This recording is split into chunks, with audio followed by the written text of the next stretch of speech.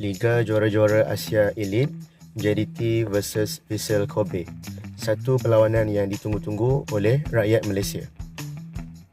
Mana tidaknya, kerana Liga Juara-Juara Asia Elite ini adalah satu-satunya liga yang sangat bertaraf tinggi dan berprestij di peringkat Asia, dan mana di sinilah rakyat Malaysia ingin melihat sejauh mana JDT boleh pergi di peringkat antarabangsa, terutamanya di peringkat Asia.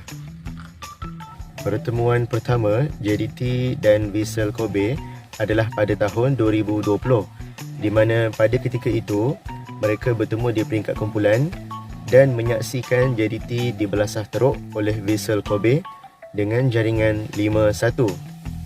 Yang menariknya, pada perlawanan tahun 2020 tersebut, Andres Iniesta, maestro terbaik dunia kita, adalah salah satu pemain utama yang membantu kemenangan Vissel Kobe.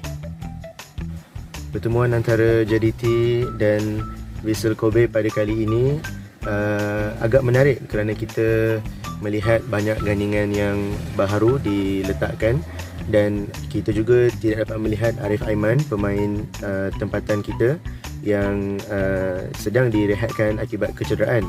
Tapi jaringan daripada Marcos Guilherme pada minit ke-73 telah mengesahkan bahawa JDT layak ke pusingan 16 terbaik Liga Juara-Juara Asia Elite.